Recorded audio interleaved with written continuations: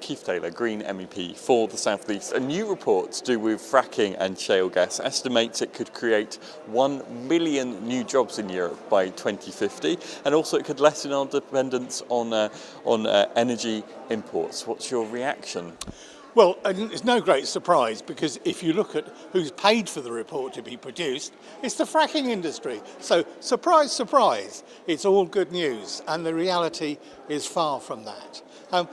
I don't know why they're banging on about fracking. If we look around Europe, we look at the example of Germany, for instance, which has a government which is committed to renewable energy. They're predicting 600,000 new jobs by 2030. Now, that's just one country. And, I think this report really takes the argument absolutely nowhere. This report, as you say, was commissioned by the Association of the Oil and Gas Producers, but they say it is an independent report produced by experts in Cambridgeshire, I believe, and amongst their claims are that it will add up to £3 trillion to the economy of Europe between 2020 and 2050. That's nothing to be sneezed at, and not something to be sniffed at, rather. No, I'm sniffing and not wishing to impugn the consultants who wrote this. I think that we're looking at the issue in the wrong way. We're failing to see in this report any serious consideration of the opportunities that renewable energy presents. And this is just, as I say, it's taking the argument nowhere. It's really a fillip for the industry, another justification in the government-inspired campaign to introduce fracking and reassure people it's a really good idea. Whereas in reality, the people who know, and I've been to Pennsylvania where fracking is on a very commercial and wide scale, and I know it's a disaster for the environment, it's a disaster for the people living in that environment. MEPs recently called for environmental impact assessments to cover shale gas and fracking. How important is it to have those kind of safeguards in place if fracking is to go ahead? Well, they are safeguards, but I really think we need to scotch the myth that you can have safe fracking. I mean, when you look at what physically is happening, you're drilling a hole very, very deep into the ground, kilometres into the ground, and putting a cement casing around it.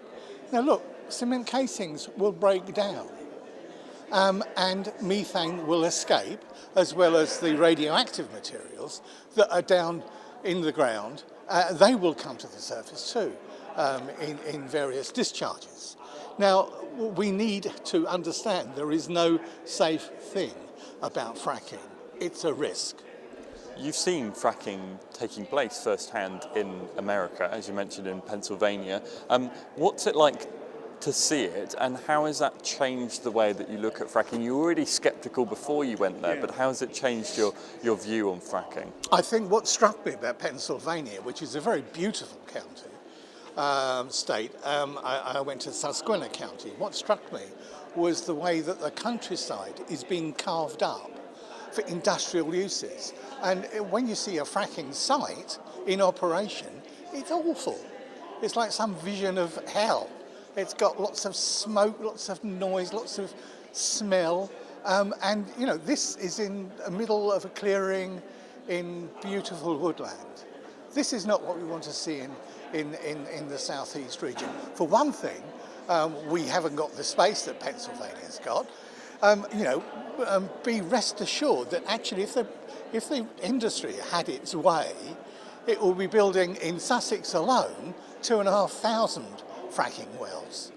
And this is something that I don't want to see for Sussex, I don't want to see for the southeast region, and I think the people in the southeast, when they understand what's going on, are going to be voting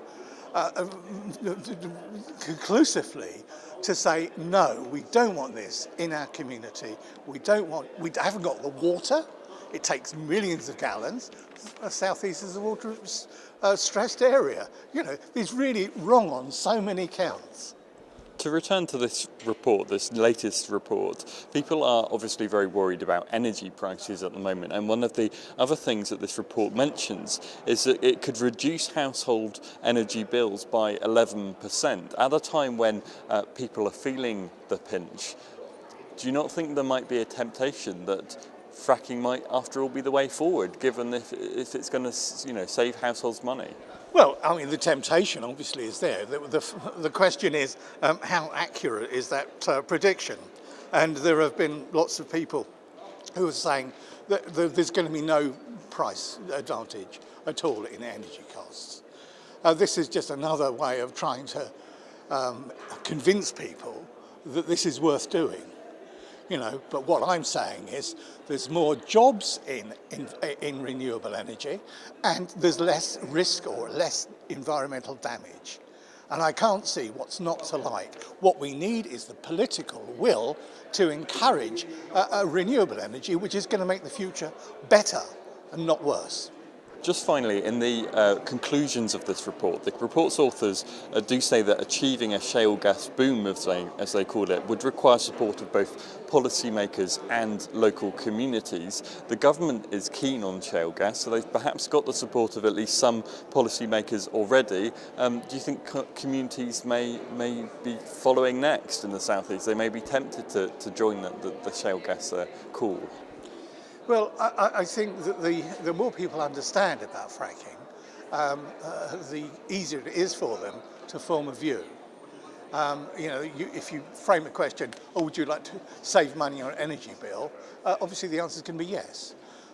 If you ask a question, well, actually, would you like to be able to drink the water that comes out of your tap? Clearly the answer is going to be yes. So actually it's a question as an MEP for the region is to communicate is the real challenge to what's going on. And it's up to the community whether or not they choose to believe the government or they choose to look at the facts and find for themselves what they can do. And it's already happening. I think there's every county now in the southeast region has got a fracking awareness group. And we're already seeing some refusals at a local authority level of permissions in Kent, for example, the other day. And this is the way that it has to go. The people actually have to make the running in this because the government is really in the pockets of the corporations.